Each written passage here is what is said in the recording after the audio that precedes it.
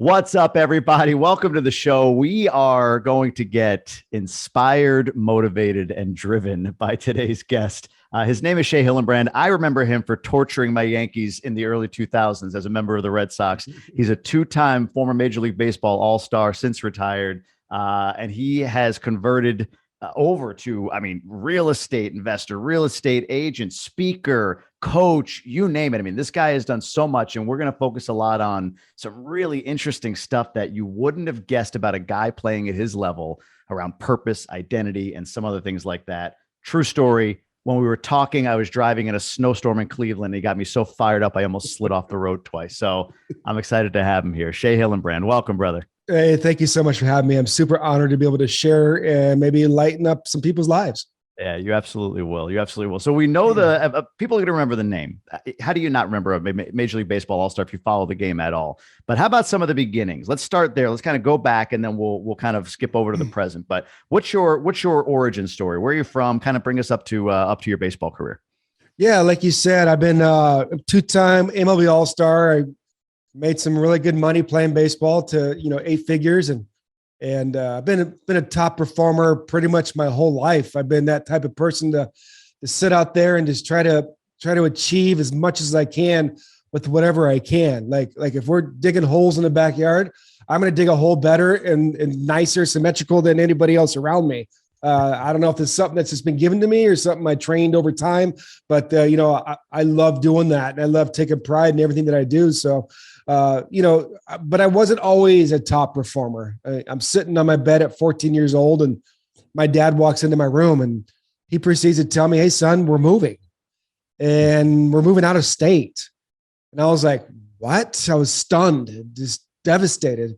Mind you, I'm in my adolescence, right? It's my formative years. I'm going from middle school to high school, like junior high to high school, and trying to get my identity. And my identity was wrapped up in baseball and sports and my community of friends. And the story I told myself, my dad left the room that day, I'm not lovable. I'm not good enough. And my dad definitely doesn't love me, because how can he uproot me for all my childhood friends? This makes zero sense. And that story I formed in my head that day formed a perspective. And that perspective ultimately breaks me. So as I reluctantly leave all my friends and move to Arizona from Southern California, palm trees to cacti, the desert, hot, humid. It's one of those things that I decided to become an overachiever through athletics. I wanted to be the first guy there, last guy to leave every single day, not to go to the top, not to become some prestigious professional athlete, but to get my approval and acceptance and admiration from my parents. That's it. So high school, I became the #1 soccer player in the state of Arizona. Not many people know that about me. I had chances to play in Europe. I had chances to play at universities, but I wanted to play baseball. Growing up in LA, a diehard Dodger fan, I would sit at the third deck, and I just always envisioned myself being on the field. I just I'm going to go out there. I didn't really have a favorite player. Matter of fact, my favorite player was Steve Sachs, and the guy couldn't even throw the ball to first base. So I was always for the underdog. But I'd always envisioned being a Major League Baseball player. I always said, I'm going to be on that field someday. And it was really interesting because this happened from 8 years old, 9 years old, 10 years old. I'd hear the crack of the bat, the roar of the crowd, the smell of the grass. And I'd always imagine an announcer, PA announcer announcing my name, now batting, number 29, Shea Hillenbrand. But that was just the first aspect of engaging my visualization. The second aspect was I'd go home at night and I'd lay in bed, and I'd always envision myself cashing $1 million paychecks. I'd envision myself being on the bottom ticker of ESPN, being on TV and doing the things that as a 10, 11, and 12-year-old would imagine a Major League Baseball player would do. So after high school, I didn't have anywhere to play baseball at all. My childhood dream was to go play at Arizona State, but I didn't have any options out of high school. And that's what I want to share with the audience. Like, if your dream is there, if your vision is there that's been given to you and it doesn't go away, there's a reason why it's there. It's for you to pursue. But for so many people, life kicks us in the tail. Life knocks us down. Life makes that dream and that vision go dormant. And then we find ourselves in complacency and mediocrity. I call shackled to the status quo, confined inside your internal zoo, to where it's just like, so what I'm doing is I'm ingraining those limited beliefs and that BS rambling around in my mind if I do that. So I walk on at a local community college here in Arizona. I live in Arizona now. Mesa Community College. The only reason I made the team is my work ethic. I was the first guy there and the last guy to leave every single day. And with that being said, after my sophomore year of junior college baseball, I became the number one baseball player in Arizona in the junior college level. And that gave me a chance for my dream to become true. Like what happens next changes everything for me. I get drafted by the Boston Red Sox. And the funny thing is, and I think you'll appreciate this as a Yankee fan, I'm 20 years old, and I proceed to tell all my friends and people close around me that I got drafted by the White Sox. And they're like, what are you talking about, man? I said, they're like, Red Sox. It's like one of the most prestigious organizations. The Red Sox-Yankee rivalry. It's one of the biggest rivalries in sports, period. 1918, last time they won the World Series. It's a Red Sox nation. It comprised of 6 states. I was like, wait. Got to understand, guys. I grew up in LA, a Dodger fan. The consistency of a Dodger fan in LA when I grew up in the 1980s is you show up in the 3rd inning, you leave in the 7th inning to beat traffic, and you listen to Vince Scully on the radio. I don't know anything about baseball outside of Chavez Ravine where the Dodgers play. And number 2, let me tell you one thing, guys. I don't give a damn what Sox it is. I'm going to the big leagues. Right. So I get drafted. And I'm hitting in the batting cage in the minor leagues. My first spring training. I'm barely understanding and realize what team I'm on. And I come out of the batting cage and the minor league director comes over to me. I'll never forget this guy. His name's Bob Schaefer. And he was a director of the whole minor league system. And he said, come here, son, I got to talk to you. I said, what? He says, you have all the makings to become a Major League Baseball player and make millions of dollars. And that's all I ever wanted to do, to get my father's approval. So I said, tell me what to do. I was so green at it. I was like, just tell me what to do. So he laid out this plan for me. And then I just implemented the plan. And that's what so many people struggle with, is that they find somebody that's been there and done it. They resource that through social media or YouTube or go get a coach or whatever. And then they have that coach lay out a plan for you. That's what you got to do. But the hardest part is you have to implement it. You have to take the steps. And what I did is I just focused on the small things. I didn't focus on the big strides. I focused on the small things that I had to do every single day. And after 5 years playing minor league baseball, going through the trenches, going through bus rides of 13 hours, playing in podunk towns in the Midwest with tractors, they're dragging the field. Like it's crazy what you go through in the minor leagues.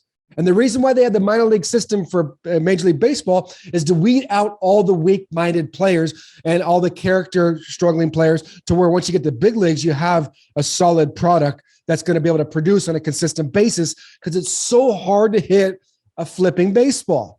So after 5 years, I became player of the year 3 of the 5 years of the teams I played on. It's crazy. Like I don't even know how I did it. Like 5 years before, I walk on at a junior college to play baseball because I had nowhere to go after high school. So with that being said, I got my shot of being a major leaguer. 2001, I go to spring training as a catcher. I get drafted as a shortstop, couldn't cut it there because I don't know how to field a ground ball. Went to third base, went to first base, went to left field. And then they you want to catch? And I was like, sure, I'll learn how to catch. So I learned how to catch, and I went to the big league spring training as a catcher. And when it came to big league spring training as a catcher, I behaved like a big leaguer. I didn't act like a minor leaguer. I didn't act like an outlier. I took advantage of every opportunity I had, because I was like, I'm just getting my reps in so I can go be the starting catcher for the AAA team in Pawtucket, Rhode Island. I wasn't even thinking about becoming a major leaguer. So I just put my head down and I just worked and I just behaved. And that's what I want your viewers to do. It's like, it's so simple. You have to behave, because your behavior leads your emotions. Your behavior leads your feelings. It leads your talent, and your behavior leads your ability. If you behave like you're that big leaguer, if you behave like you're an all-star, what happens is you start becoming that. But so many of us behave and be confined inside that internal zoo to where we get ourselves stuck by training our mind just to be where we are rather than being where we want to be. So I go to the very last day of spring training, not my rookie season, but my season I'm going to big league camp, and I'm thinking I'm going down to AAA. And the bench coach comes over to me and says, "Hey, Skipper needs to see you." And I was like, "What? Cool." Like, I made it all the way through spring training. I'm going to go back down to the minor leagues and everything's going to be cool. So I walk into the manager's office and I was like, "Hey, Skipper," he said, "you needed to see me." This is Jimmy Williams. And he says, "Yes, son." He reached out his hand and said, "Congratulations, you made this team." I was like, "What? Like, how's this even pop?" I thought Ashton Kutcher was going to pop out. Like, I was getting pumped. And I was like, what, really? And I was like, oh my gosh, this is amazing. So I made the team, $125 million payroll. I thought I was going to AAA. I skipped AAA. I'm going to the big leagues. Like, it's crazy. Like, what happens when you commit to what you do and you behave and you just take the little steps every single day and don't give up. So after you leave spring training, you go to 2 different towns to have exhibition games before you open up the season. So we're going to go to Houston, we're going to go to Cincinnati, and then we're going to open up in Baltimore against the Orioles. So I go to Houston. I've never been in a 5-star hotel before. We roll up on the Ritz-Carlton. I'm like, this is the big leagues, man. And I go to put my room key in the door, and there's a doorbell. And I'm like, why is there a doorbell? Mind you, I've never been anything other than a Motel 6 or a La Quinta Inn or something like that. And I open up the door, and this room is so vast that if I'm on the other side of the room in the bathroom, you have to use the doorbell because I wouldn't be able to hear you. Wow. So I'm on top of the bed, like jumping up and down like Macaulay Culkin, like, I'm in the big leagues, man. Like, are you serious? Like, and I wanted to go to the park early the next day because when you're in the minor leagues and go to big league spring training, you have a number that's really high. I was number 71. I was like a defensive end or whatever, but that's how they differentiate the minor leaguers from the big leaguers. And the big leaguers had lower, more desirable numbers. 10s, 20s. What people don't realize is that when you go to Major League Spring Training, they have a custom tailorer come into the clubhouse. And what he does is he takes all your measurements like a custom made suit. And when he does with that is like, they're making custom made uniform for you. So each uniform is custom made for each player. And in the minor leagues, it's just like a city league field. Like, just wear the same uniform as the year before. Let's pass it around, whatever. They do that because they want you to go, be desired to go to the big leagues. So I go to the ballpark 4 hours early at, it was Minute Maid ballpark. I don't know what it is now, but it's where the Astros play. And I walk in a Major League clubhouse. I envisioned this as a kid at the top deck of Dodger Stadium. Yes, there's talent. Yes, there's opportunity, but it starts with the visualization. And so many of us lose sight of that. And I'm walking in the clubhouse, and the clubhouse manager comes by. He's like, "Hey, Mr. Hillenbrand, welcome to the big leagues. Let me show you where your locker is." This and that. And I walk into the clubhouse, and I'm like, Taj Mahal. And I look at my locker, Hillenbrand, number 29. And I was like, oh my gosh, this is amazing. I got to put on my uniform. And the only people there are the trainers, pitchers, and people that are rehabbing. Like I said, 4 hours before we're supposed to be there. I'm like, I don't give a dang. I'm going to be here. So I put on my uniform, and I'm like, it's like pajamas. It's like I'm chilling. I'm got my glove. I'm like just sitting there like a kid in Little League, waiting for his spot. But I'm in the big leagues. And that same damn bench coach comes over to me. "Hey, Shea, Skipper needs to see you." Oh.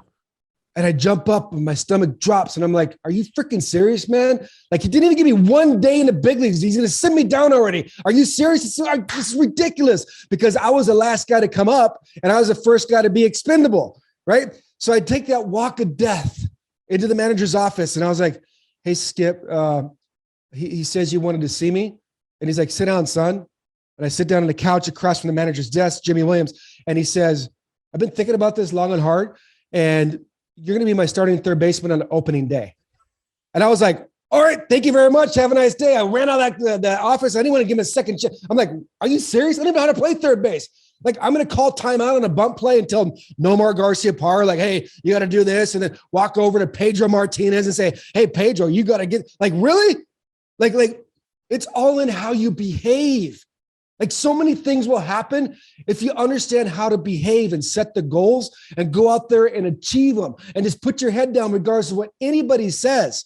And I had it time and time again. I was the first guy to go to the major leagues for the Red Sox for 30 years from the 70s. And the first guy to do it after me is Jackie Bradley Jr. So it's like, I'm not an extraordinary talent. I wasn't a top prospect, but I was always prepared for the opportunity. See, so many people just sit back and wait. And when the opportunity comes, I'm going to take action. But that's so many people lose out on opportunities because they do that. You have to prepare.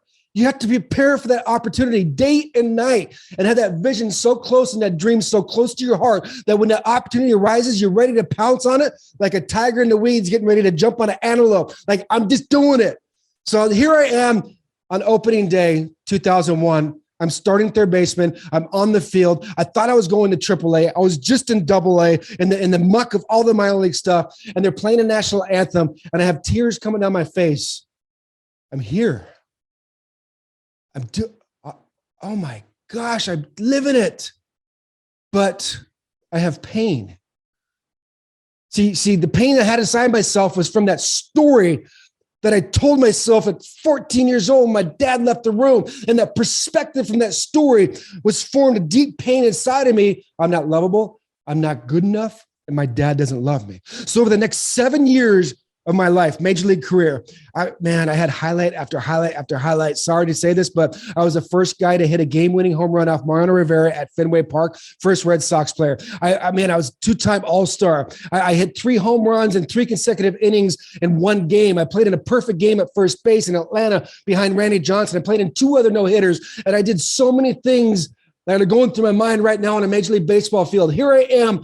I apex the mountain that so many of us are trying to achieve, and we're trying to get there, and we're trying to do it. I have anything and everything I ever wanted. I'm flying private jets. I have 3 mansions. I have 6 automobiles. I have 300 pairs of shoes. Yes, I love shoes. Don't judge me. I had it all, but I didn't have fulfillment. Yeah. I didn't know who I was, and I don't own my life. Because I don't have to. See, it's so easy for me to hide behind that veil of Major League Baseball player. I had little girls in the stands holding up signs saying, "Will you marry me, Shea?" And I'm doing autograph signings for $10,000 an hour at Rotman's in Worcester, Massachusetts, a furniture store. And girls are coming to the table crying and shaking just because they get to meet me, not because of something that I did, but they can't see that pain inside of me, that pain of, I don't understand who I am. I don't know how to navigate this space. So I attach my identity to what I do. And so many of us do that, especially men, as we go up, like we attach our identity to our success and our status and our monetary and all these little things that we have out there. I have it all. So I quit. See, I was so numb to everything and everybody around me because that perspective that I formed from the story that I told myself at 14 years old in my subconscious system. That's the program that I ran that got me to the top, that pain, but I wasn't able to sustain success because I didn't understand how to leverage that pain. I didn't understand where that pain came from. So I walked away. In the prime of my career, leaving $50 million of potential earnings on the table. Here I am on top of the world, and I just leave. I vanish. And I have this great idea to come home just to be a father to my 3 beautiful children and pursue my second childhood dream of owning a zoo. Yeah, you heard that correctly. I bought a zoo. I was that kid in 5th grade that Mr. Murphy came around and he says, "All right, guys, we're going to dream. And what do you guys want to do when you grow up?" And I'm vigorously raising my hand in the back of the room. I'm like, "Ha ha, pick me." And he's like, "All right, Shea, what do you want to do?" I'm like, "I'm going to play Major League Baseball and I'm going to own a zoo." And he's like, "All right." And all my classmates laughed at me. And I said, "Fool, watch. I'm going to do it." See, whenever we're pursuing our dream, We might jump from one profession to another. We might do something because we have a vision inside of ourselves that we know that keeps tugging at us, and people are going to laugh at it. People are going to tell you you're stupid. People are going to tell you you're going to fail. People are going to put their limited beliefs and their limited perspectives on you because they don't want to see you succeed, because they know inherently that they're not going to succeed, even though they've been given a dream and a vision. So I purchased a $5 million horse farm in Gilbert, Arizona. And I accumulate 300 farm and exotic animals. I have camels, kangaroos, llamas, alpacas, raccoons, monkeys. I have 2 800-pound pig, Wilshire pigs, Taco Bell in Gilbert. I have a blind horse that came off the track, thoroughbred track, and I have a C&I pony. I have a 3-legged goat named Trace. I have a Holstein cow named Biggie, and I have a miniature donkey named Tupac. So they had wards, Biggie, Tupac wards, West Coast and East Coast. I had to separate them in different pastures because in the middle of the night they get their possum. I'm just kidding. They get out there, but the thing is, like, it was amazing. And what I would do is I had a vision with my nonprofit foundation to rescue these animals. And when I rescue these animals, I just rehabilitated them with unconditional love. And I put them in a petting zoo environment. And I invited inner city disabled and child crisis children out in a petting zoo environment, like a birthday party thing, like the train and all that stuff, to interact with the animals. What happened at that farm and that zoo superseded anything I ever did on a Major League Baseball field. I could tell you story after story of people's lives being transformed, and the joy I received witnessing my animals transforming thousands of children's lives in my community through my nonprofit foundation Against All Odds was just priceless. Like, you can't put a price on it. I'm bound to get fulfillment now. I'm bound to find what all that stuff I'm trying to seek internally. See, the greatest battle that I ever fought wasn't between the lines, under the lights, on ESPN, in front of 40,000 people, in Yankee Stadium with the popcorn, and Stephen A. Smith on TV talking trash about me to get ratings. That wasn't the biggest battle that I would fight. It was the internal battle. So Major League Baseball didn't feel it. The fame, the glory, the money, the status, none of that filled what I was trying to seek. So I found myself at 3:00 in the morning, 8 years ago, on the floor of a van after having it all.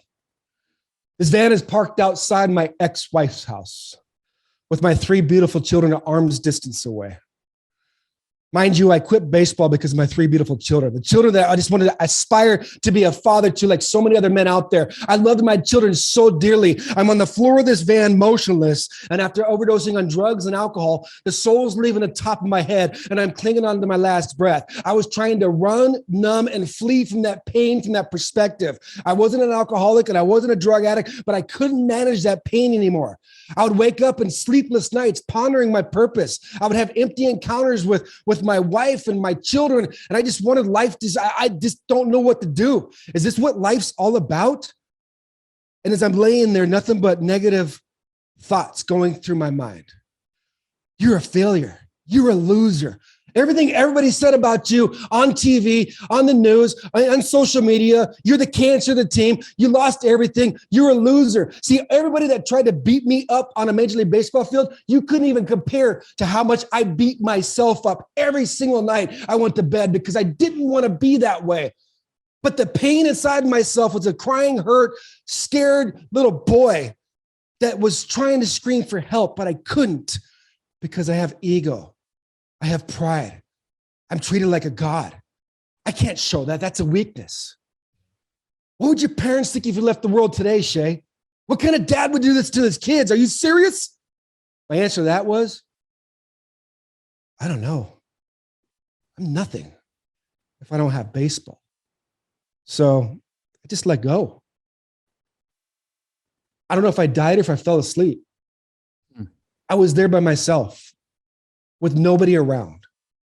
As my children are going to school, telling all their friends that my dad played for the Arizona Diamondbacks, because we live in Arizona. I'm scrounging up change out of my cup holder just to try to feed my kids Little Caesars pizza after I was cashing $1 million paychecks on top of the world. How do you do this, Shea? See, my name had become the game, my identity. But by the grace of God, I woke up the next day. The sun peered through the front windshield of my van, and it went in my eyes and it woke me up. And when I came to, I was like, man, like, I don't have any side effects.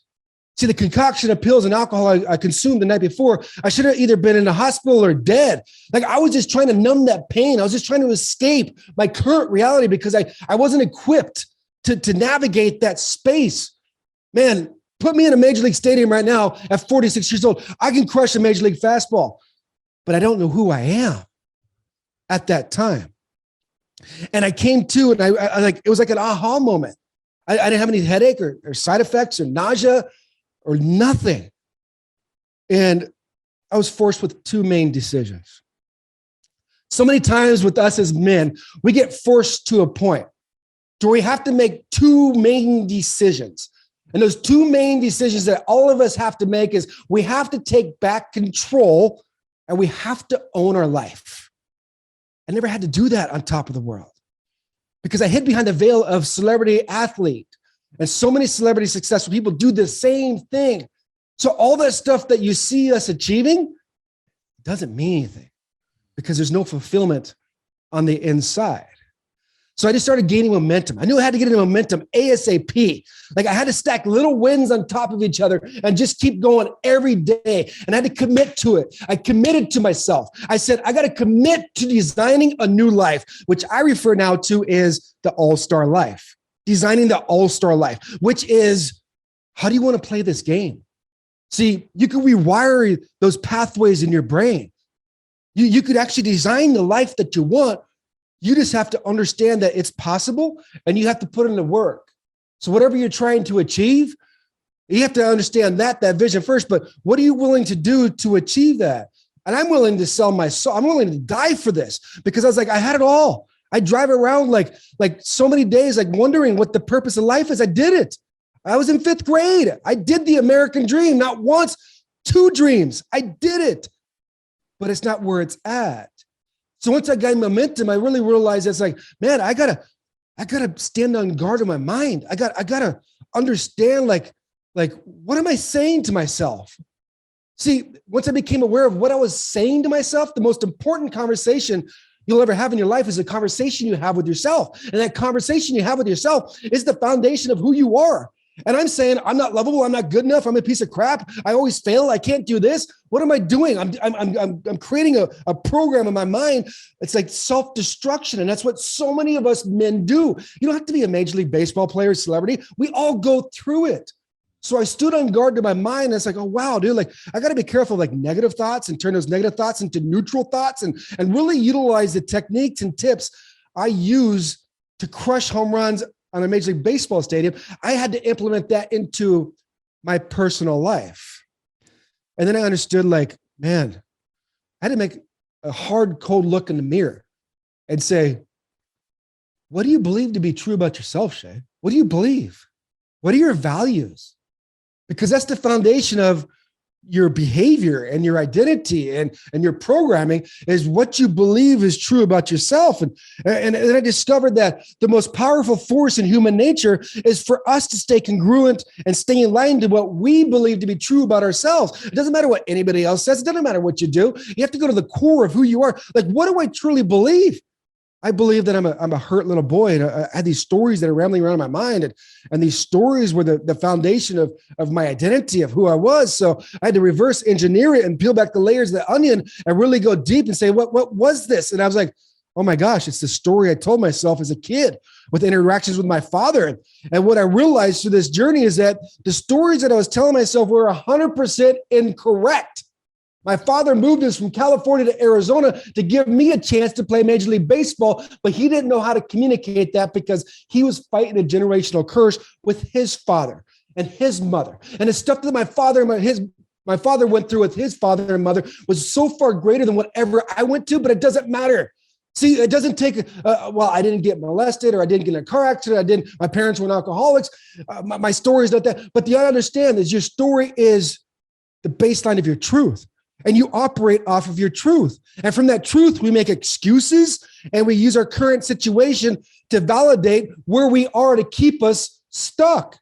And those are valid, but it's not going to help you get to where you want to go. So through this process, I understood that, man, I got to create a new belief system. I have to create an elevated belief system of who I am outside of what I do. And I just worked on it every single day. I started keeping credibility with myself. I had to understand how to keep the promises to myself because my self-esteem was like nothing.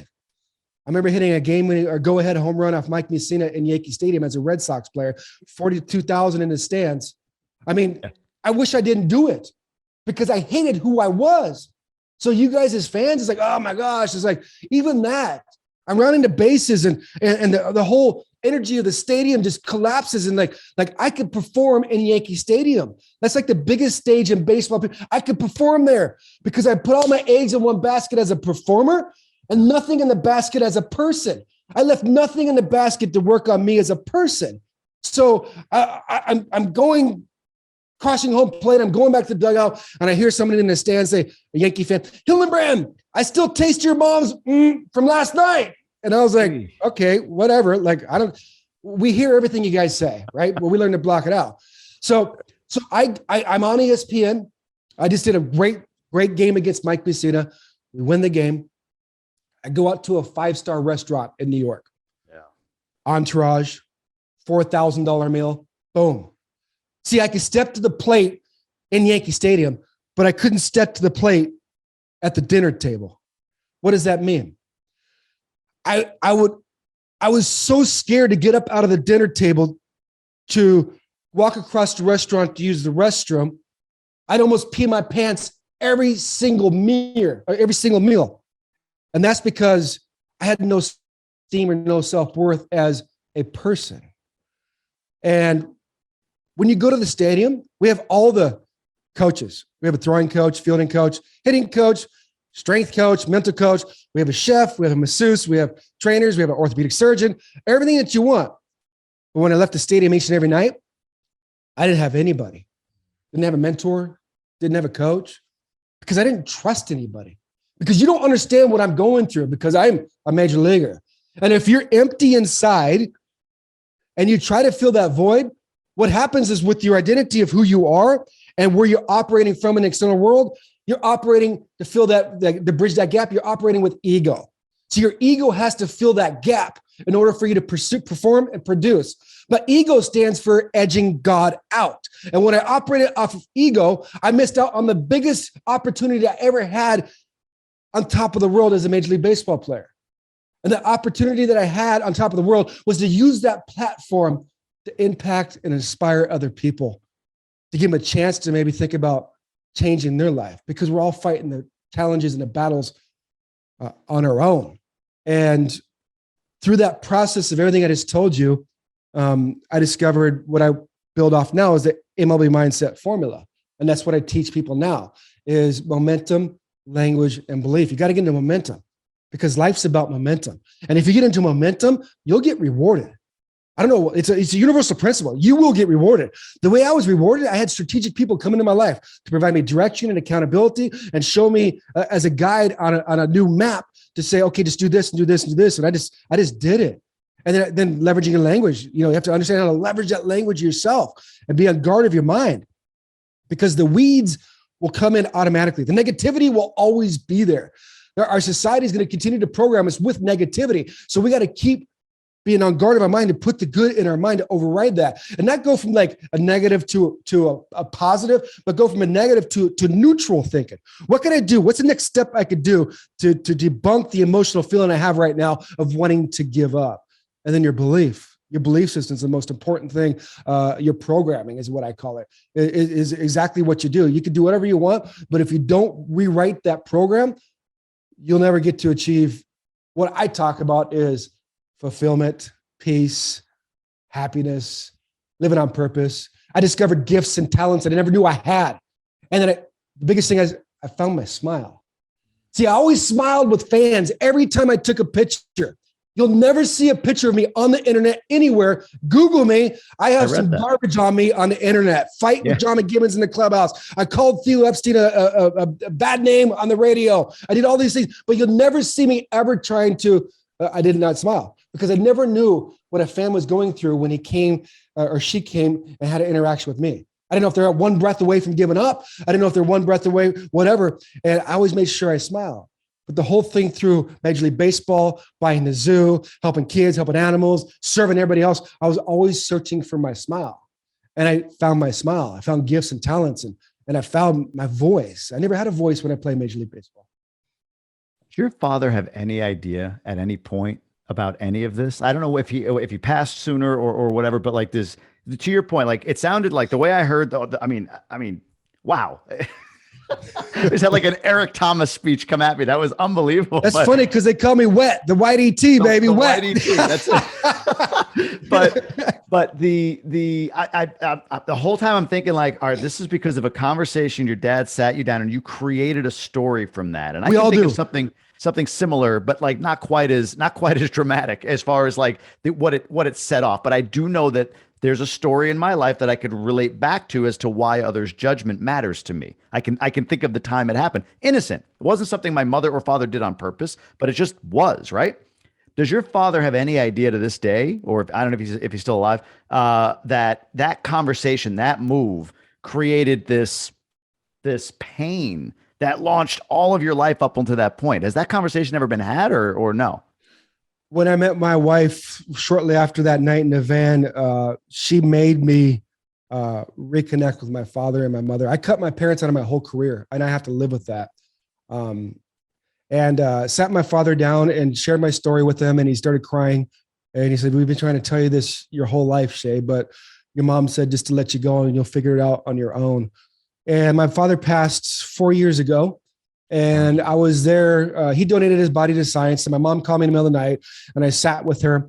And it was the most beautiful display of love I've ever seen in my life.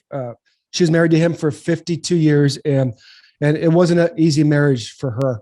And she sat till they took his body. She sat by his side and held his hand all the way till the end.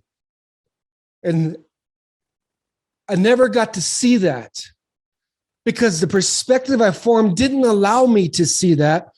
Because that pain that I formed from that perspective, from those stories, is what drove that. And that's what drives all of us to be in a place to where we're stuck. So they were taking my father out of my mom's living room that night. And I reached down, I kissed him on the forehead, and I said, "Dad, I'm going to use my voice to impact the world." And that's the pact that I made to my father the last time I saw him. And I'm doing it. And I won't stop until my last breath, because I finally found what I've been put here to do. It wasn't to play Major League Baseball. It wasn't to crack home runs or seek the millions of dollars. It was to find out my true purpose.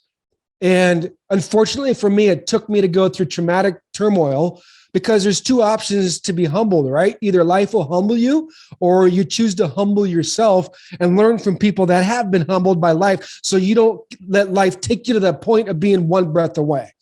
I shouldn't be here right now. And I'm finally grateful. I'm finally understand. I'm in a really good spot right now. I'm in my dream neighborhood, my dream house, with my dream life, my dream wife. Like, I'm back on top again. And I know I'm going to have way more success now doing what I am now. But that's a byproduct of putting the work in and not denying it, not ignoring it, not sitting there like I could easily gloss over it. I still have people come up to me, "Oh my gosh, Shea Hillenbrand." I'm like, only if you knew, man. Only if you knew. And I want to provide that voice for major leaguers. I'm pioneering this space to share the transparency, to share the vulnerability, because so many of us are in that place of quiet desperation. And I was there for so long, and it sucked. There's no worse feeling in the world than going to bed in a $4 million mansion, playing for the Angels. Like, you're living out your dream, and the first word out of your mouth is the F word every day when you wake up. Ah! And your wife rolling over like, "What's wrong?" And you're sitting there like, you'll never know. Because I don't know. See, in 2005, I made the All-Star game. Yeah. I live in Arizona, and I flew a private jet from Chandler Airport in Arizona to Detroit, Michigan. I'm flying in a Citation 10 private jet. Ego. I'm pimping. I'm bad. See, it's the fastest civilian jet in the world. It goes 64,000 feet, 640 miles an hour. No more commercial airline. It goes about 40,000 feet, 300, 400 miles an hour. I'm going just like a rocket. Yeah, no kidding. Imagine yourself, pilot, co-pilot, yourself, multi-million-dollar jet, going to your childhood dream, and I'm getting ready to play in front of 100 million people the next day. That same place where I envisioned in the backyard as a kid, like so many people do. Bases loaded, playing wiffle ball, bottom of the ninth, World Series, Game 7, boom. I was going real time to live that at the Midsummer Classic. I'm looking out the window. Is this all it is? See, I didn't have any distractions. I didn't have my wife. I didn't have my kids. I didn't have family. I didn't have my entourage. It was myself by myself, and I couldn't hide behind anything to distract myself. And I'm going to live my childhood dream, and it's like, this is all it is? Man, I hate everything about this. I hate myself. But I had to put that smile on the next day and go out and perform in front of everybody to show that I'm not that hurt, disparity person's desperation to just, it's not a good feeling. So what drives me now is that I just desperately don't want people to feel the pain that I felt on top of the world without understanding how to navigate through that. Taking people from one step away from thinking that they got to give up. Man, I'm ready to give up. I can't fight this anymore, and switch that perspective to one step away from a breakthrough. See, what I did is I went back and rewrote history. So you can't change the experiences that happen in your life, those pain points in your life that could be traumatic, defining moments in your life, mostly in your adolescence or your childhood. And I had to go back and really analyze and like, okay, what happened here? What was this? What was my dad's standpoint? As much as it hurt, as much as I didn't want to go in that inner part of who I was, I went there and I was able to change my perspective. Like, you know what? Boom, breakthrough happens in a moment of time. And it's a moment of time where you switch the perspective from one thing to the next. So you actually can't change the experience that happens, but you could change your perspective and rewrite the history. When you do that, it grants you access to a power inside yourself that you're experiencing right now. I'm telling you, I wish I would have video footage. I'm probably glad I didn't, of playing Major League Baseball, but it's just like, I don't know where this person came from. I just unlocked the vault inside myself that we all have. And I'm so passionately hungry just to share my message, to show everybody, like everybody has this in them. Like I did a keynote speech the other day, and at the very end, the guy raised his hand in front. He's like, I got a question for you. I was like, what? He's very multimillionaire in the real estate space. He's like, how often do you work out? I'm like, why? He's like, your energy. It's insane. Yeah. And I was like, wait. See, you don't get energy from working out. You don't get energy from eating. Yes, it can influence and enhance it, but your energy comes from inside you, an absolute power that once you get out of your way, you start to create a hunger. You start creating an excitement. Man, I wake up every day. It's excited. It's like 4 a.m. My wife's like, get your ass in bed. I'm like, no, I got to go. I got to do the things I need to do every day. I have to master the craft. So I'm back in the batting cage. I'm back off the batter's tee. The way I got to the top to be one of the best hitters in the world is I didn't go out there and do all this level 7, 8, 9 stuff. I mastered level 1. I mastered hitting off a batter's tee better than everybody else around me. And that's what allowed me a foundation to build off of and scale quickly to go to the next level. So many of us want to go from level 1 to level 5, 6, 7, because I got the quick fix. I'll get you to 100K or get you to 500 or get you a quick million, and we'll get the results and do this and that. No, there's no quick fix. There's no shortcuts. It's going and putting yourself in a position to master the skill sets. So that's all I do all day long now is I master the skill sets within the stuff that I have interest in: speaking, podcasting, creating videos, coaching, leading, and all that stuff. I just, from the moment I wake up to the moment I go to bed, I'm in the trenches doing everything I can to get the advantage on everybody else, to allow myself to set apart, because I want to make myself so good that people can't ignore me. And that's what separates people that are successful from people that are average or good, is that they just become so good. See, when people get to the point where all that skill set stuff is monotonous or boring, or you start suffering, because we all go through that, I just keep going. That's it. And once you get around to that rhythm, past that spot of being stuck, or it's going to come back around. You just can't stop. You can't stop that momentum, because progression is the key to happiness. Wow, man. So one of the things, wow. Okay. One of the things you shared when we spoke was how this is not uncommon in the major league ranks. And that kind of like for a moment set me back. Like, really? I mean, I just think of, like you said, like you see this guy in a major league player, NFL, whatever. You think like, man, they are obviously like, that's exactly where they want to be. But as you talked to me about it, you said, hey, look, you were in an executive position where you didn't feel fulfilled. It doesn't matter the area of life, but there's a commonality, especially in the major leagues and major sports in the United States, around them being, and you said it earlier, especially men. So I think about the term masculinity and how much that, I don't know, plays into like, did you have to shift your definition of that, of masculinity over time? Or did you embrace your true masculinity? Like, can you just talk a little bit about the fact that, like you said, and look, men and women listen to this podcast, but I could show you the stats. 80% are men. So we're going to speak to those men that listen to this podcast. What is it, is there an element in here of redefining or embracing or something with masculinity that prevents you from, for so long, finding those words that you used, fulfillment and purpose and all of that light you up, that give you that energy? Yeah.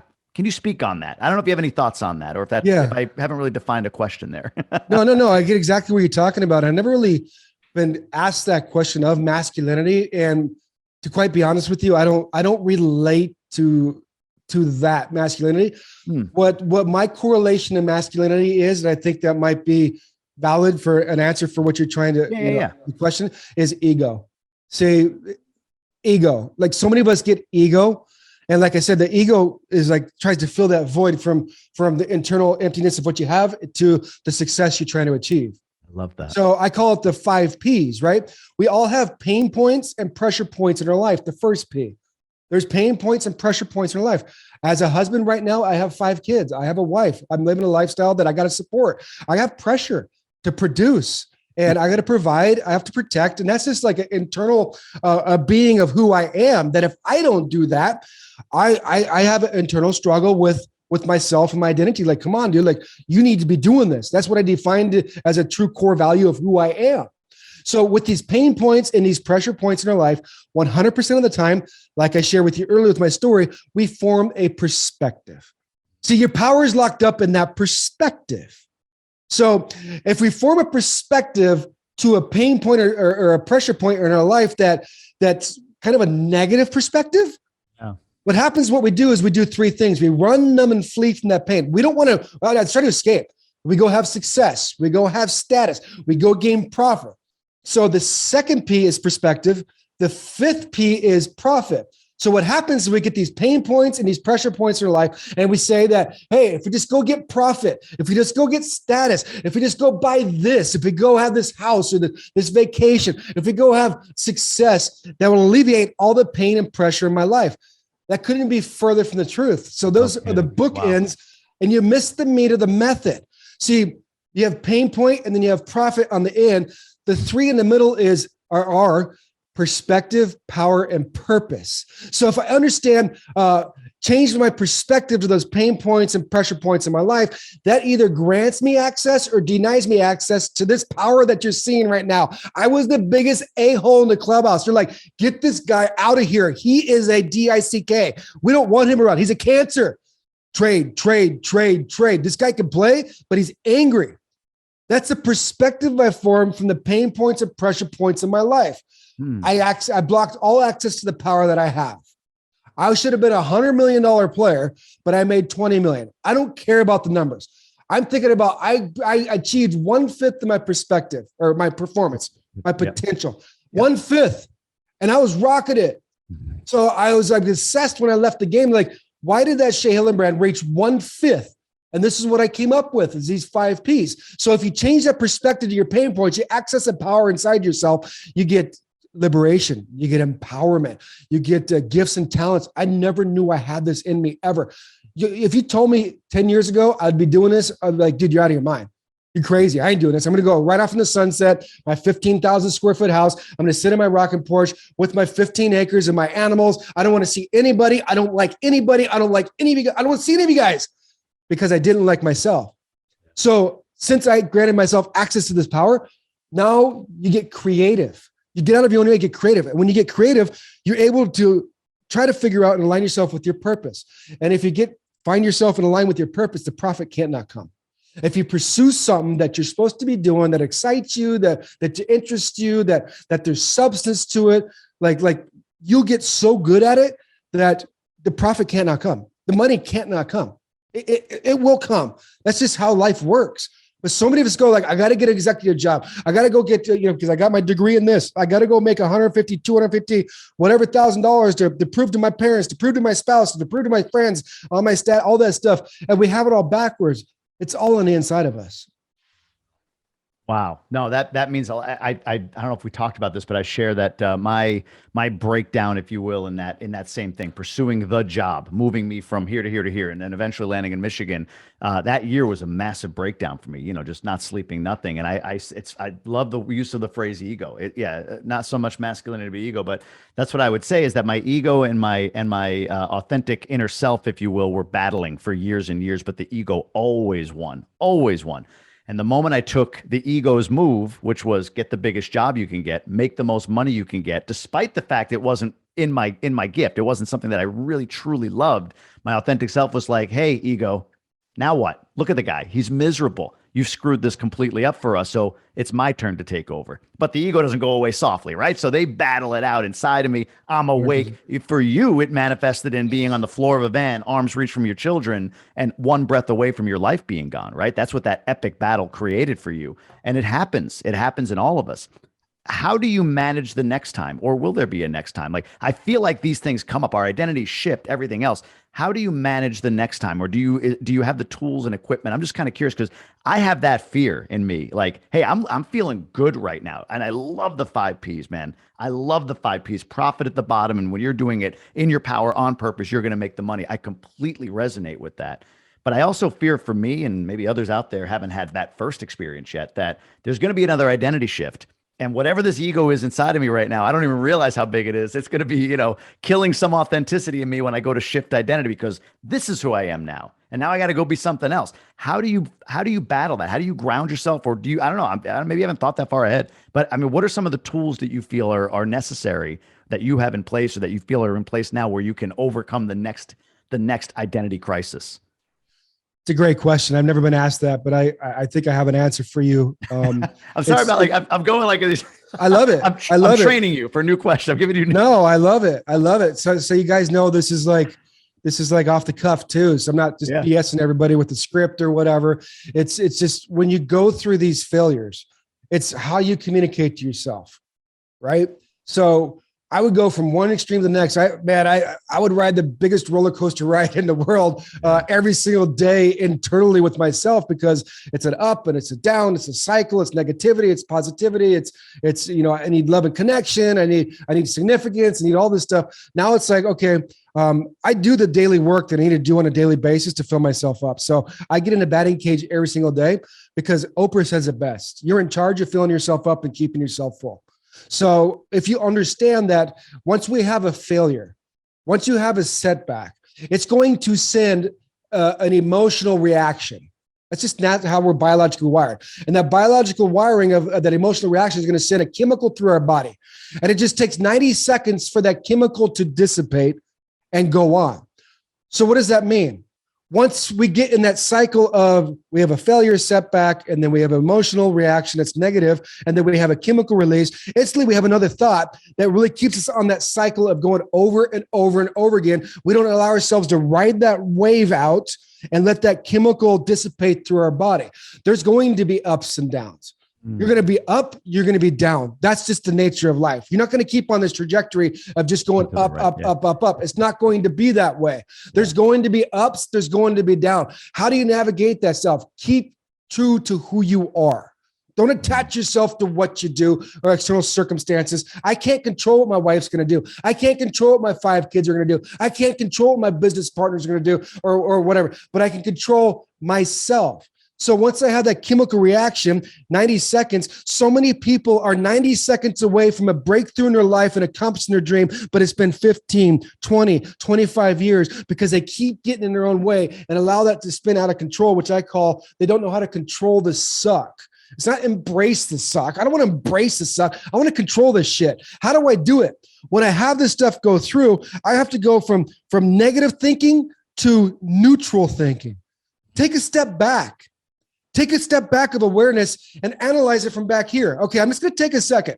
Whether that's going on a walk, whether that's just sitting down and meditating, whether that's going to a quiet space and being aware of that internal dialogue. So many of us aren't aware of that internal dialogue because it runs on a tape over and over on a subconscious system. So it's like in the background, like background music, right? Once we become aware of that background music, we could shift and reprogram with that negative thinking to neutral thinking. I don't like to say positive thinking. So let me just give you an analogy. I hit a ground ball. I ground out. I bust my butt to first base. I'm pissed off because I grounded out. I don't know if I'm going to have a job. I don't know if I'm going to play tomorrow. I don't know if I'm going to have my identity. Like all these things go through our minds just by a simple ground out. So as I get out or a strikeout in a big situation, there's 4 steps that I say that I want to share with you to help you navigate failure. You want to talk about failing? Talk to a big leaguer, man. 2004, I hit 310 for the D-backs. I had 580 plate appearances. I failed 400 times out of 580 in front of the world. Right. So I want to share this with you. If you want to learn how to fail, learn from Major Leaguer. There's 4 things. Once you fail, once you have that setback, you sit back and you analyze it. Go to neutral thinking. Get your emotions back to center ASAP with the neutral thinking. Right? That's step 1. You got to get your emotional, your homeostasis ASAP. Because remember, we got to ride that wave of that chemical going through our body. The quicker that we can go back to our emotional center, then I can analyze that failure. I can extract a learning lesson from that failure, and I just formulate and deploy a new plan. I fail. Get back to my emotional center with neutral thinking. Then I analyze the failure, and then I extract a new plan, and then I just deploy it. I failed again. Dang it. Okay.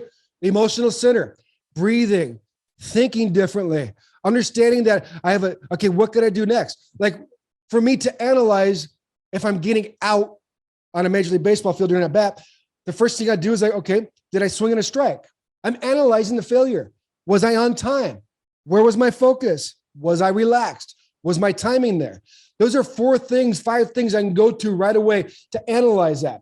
Then I extract and formulate, okay, I didn't swing in a strike. Well, I didn't swing in a strike because I didn't see the pitch. Oh, I didn't see the pitch because I didn't start on time. Oh, I didn't start on time because my focus wasn't there. Okay, focus on when do I start? Boom. I just formulated a new plan for my next at bat after I just failed in front of 40,000 people. And I was like, okay, focus on this. And then you formulate it, then you deploy it. You got to keep going over and over. But so many people is like, okay, just go failure to failure with a good attitude. And that's how you create resilience. Dude, you could suck it on that one. That don't work for me, right? So it's like, you got to understand why you do things and what you have to do to formulate a new plan to get to where you want to go. So to wrap that all up, simply get back to neutral thinking. Yeah. There's 4 things that we can control that I want your audience to understand. If you want to understand how to reprogram yourself to get yourself unstuck from where you are right now and scale to the next level, to scale to new heights, to levels that you didn't think about and become unstoppable, there's 4 things that we can do right now. They're super simple. The first thing is you're in control of what you watch on TV when you come home from work or what you watch on your phone. Get this. If you wake up in the morning and you watch 3 minutes of the news, there's a 27% probability that you're going to have a crappy day by just watching the news. You have to be careful of what you watch. So many of us are trying to escape our current reality because we're not comfortable with who we are. We don't like comfort, but in order for us to move from where we are, to go to where we want to go, you have to get familiar with being uncomfortable. You have to get comfortable with being uncomfortable. So you're in control of what you watch. The second thing is you're in control of what you listen to on the train, the metro, or when you get in the car. What are you listening to? Some people put on music. Like when I played Major League Baseball, I used to love listening to Eminem, the rapper. If any people don't know who he is, he's a really angry rapper. That ingrained that negativity, it worked when I performed, but I couldn't sleep at night. So you're in control of what you listen to when you get in the car. Now, my wife says, oh, I got to drive across town. Okay, cool. Podcast, YouTube, sermon, Audible. I'm like, my car is my freaking universe, my university. I'm like just listening. Control what you listen to in the car. The third thing is really important. You're in charge of who you allow to speak into your life. You got to be careful of who you talk to on the phone. Super important. So many people don't understand that. My father passed, like I said, 4 years ago. I moved my mom down next to me. We're really close. I talk to her every night. I have to be very careful and I have to put myself in a state to be on guard because she has a tendency to give a negative perspective on things because the way she was, well, it's just whatever. I love her to death. She's an amazing woman, but she has a tendency. So I have to be careful to how I allow my mother to speak into my life, right? And the last thing is you're in control of what comes out of your mouth. Listen and learn from me. I was the master at that. Speaking negativity into my life about what came out of my mouth. See, a negative thought is 10 times more powerful than a positive thought to your mindset. It's more powerful. And if that thought comes out of your mouth audibly, I'm not good enough, I suck, I'm not good, it's 4 to 7% more powerful than that. So what does that mean? It's 40 to 70% more powerful that negative thing's going to happen in your life if you speak it out loud. We're going to have negative thoughts.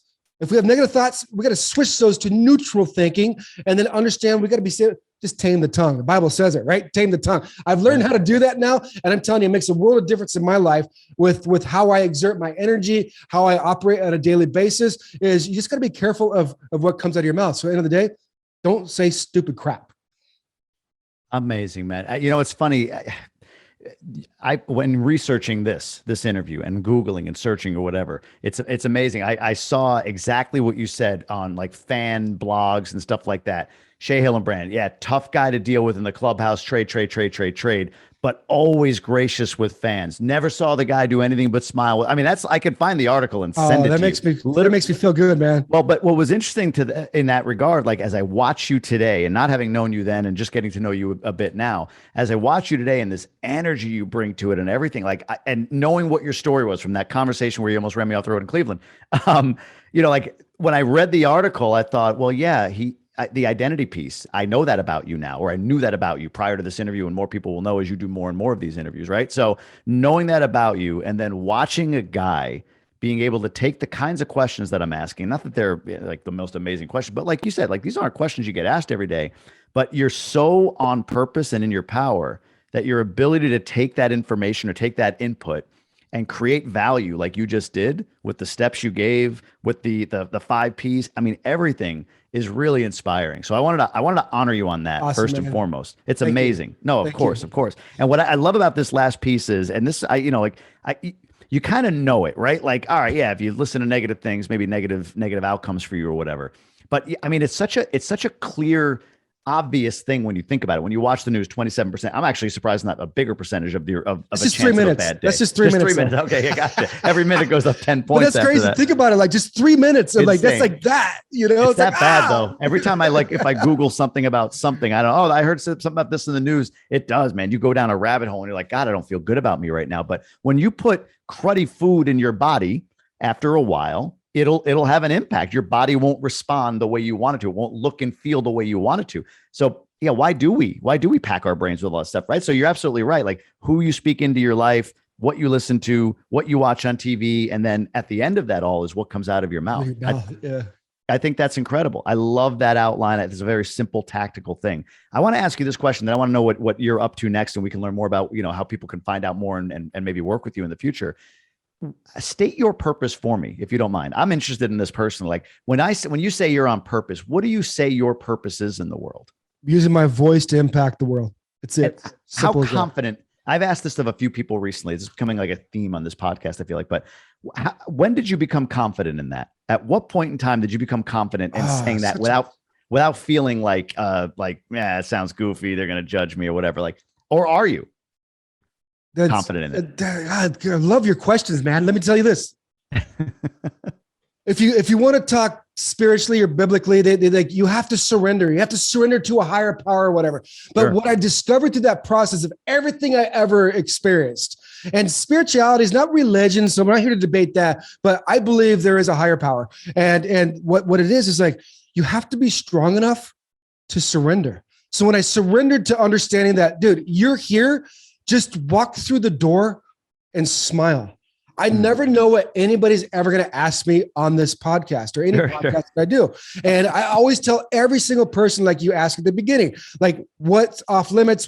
Dude, you could ask me whatever you want because it's really not me navigating this. Like when somebody like asks me, like, I'm not like trying to formulate a plan. It just gets downloaded into me, but you have to be strong enough to surrender. So when I surrendered to that calling that originally was brought into my life, when I was losing my petting zoo, when I was losing my farm, I was losing everything in my life. I was walking through the petting zoo by myself, and I had an audible voice go through my head and said, use your voice to impact the world. And it stopped me in my tracks. And I was like, what do you mean? Like, I don't even have a voice. I am so effed up right now. I've ruined everything in my life. I don't do it. I can't understand it. But I cling to that. And I believe certain points in times, whether it's images, whether it's audible, whether it's a dream, something that kind of shifts you inside. So many people go through that experience and just let it just go away. I held that near and dear to my heart because I didn't know what was going to happen over the next 4 years of my life. And after that day, I lost everything in my life. And to be honest with you, because I've always been transparent, when I was going through hell, when I was going through everything that I just hated in my life, I couldn't do it for my kids. Like I was so far off and I was so far messed up that if I thought about my kids, it didn't have any value. I couldn't think about, okay, do this for your parents or do this for whomever. I couldn't do it for anybody because that's how far gone I was. And that's how far gone so many men get, but we're so scared to say it. But what I cling on to was when I get through this, not if, when I get through this, I'm going to use my voice to impact the world.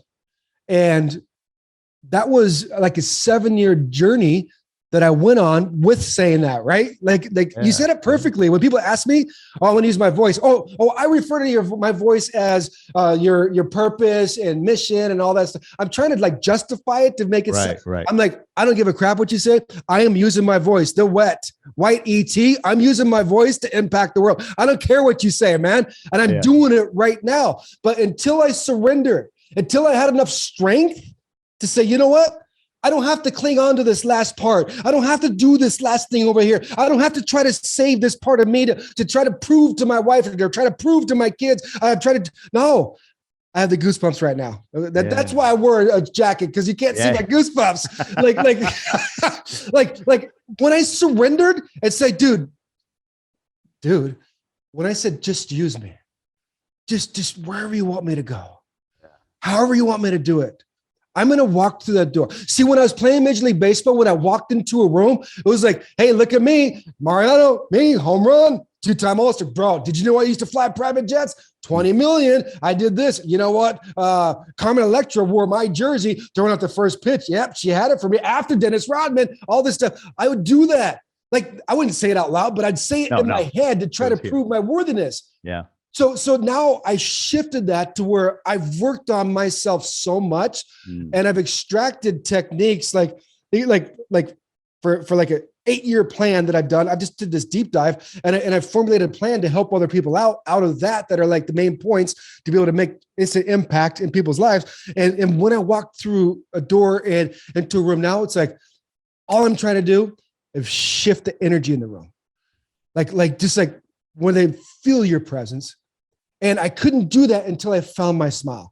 I couldn't find my smile until I surrendered. I couldn't surrender until I was strong enough to understand that you don't need to control everything. It's all right, dude. It doesn't matter what you did. It doesn't matter if you're a Major League Baseball player. It doesn't matter. You don't need that.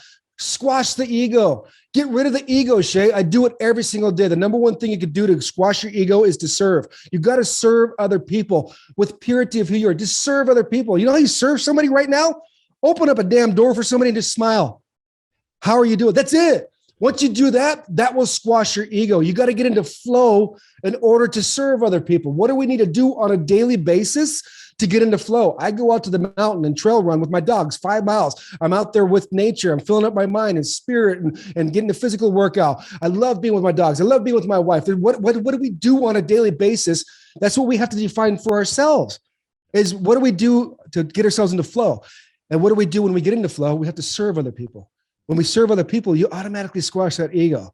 It's so much easier to fight the daily battles of life when you squash the ego and just have a neutral place of operating from, and understanding that, you know what, tomorrow's not guaranteed, man. And if I don't make it through the night tonight, man, I'm cool, man. I found it. Wow, man. I could go hours on this. Wow. So no, it's beautiful. I love what you just said, and I appreciate you sharing that. That's something that I'm learning from more and more people that are truly like living into what their superpower, their gift, whatever it might be, is that embracing it is a pivotal point. And I love the way you just described that. So what's next for Shea Hillenbrand? What are you working on right now? You talked about coaching and inspiring others. Like, tell me about, like, if people wanted to research and learn more on what they can do and how they could work with you, what would that look like? The main thing I have on my plate right now, and thank you for the opportunity to share, is MLBmindset.com. If you go there, you'll see what I'm doing there and see what's going on with that. I have an 8-week group hybrid coaching course. You have access to me via Zoom once a week to coach you. I have a killer software system that's going to help keep you accountable, get you on direction, to get you from where you are right now and scale to the next level. I'm doing speaking engagements. We're putting a speaking tour together. I'm doing stuff. I mean, I'm going down. I had a meeting before this. I'm going down to the Dominican and to a baseball academy and speaking life into these kids. And I have a baseball academy in Mexico, and we have another 2 of them going to Mexico. Like, I'm for the underdog, and I'm just going out there and just doing everything I can to be the light for everybody I come around. And yes, that's coming from Shea Hillenbrand. I never thought I'd ever say this, man. And it's so, like, the feeling is like just pure bliss. So I'm speaking, I'm teaching, and I am coaching. And I liken myself, if you want to understand kind of like what I do, is like, if you get ex-Navy SEALs that go out and they do leadership and mindset training, that's what I'm doing from the Major League Baseball mindset standpoint, because we're performing in front of everybody every single night. And I coined the focus formula. I teach people my focus formula that I taught to learn how to scale and all those things to get yourself back control of your life, getting yourself away from those sleepless nights and empty encounters. Like, just like, what is it like? Is this what it's all about? Like, getting from that and being like on purpose and just being excited for life. Amazing. I love all of it. Relationship with failure, all this stuff is so impactful. So I truly, truly appreciate you being here, taking the time and speaking to me today. And yeah, man, I hope to connect as we go on our journeys here. So thank you again. Yeah, whatever I can do to help you out, don't hesitate to ask. Absolutely. I know you're a Yankee fan. We'll let you off for that. I appreciate it. My pleasure. Yeah. Well, take care.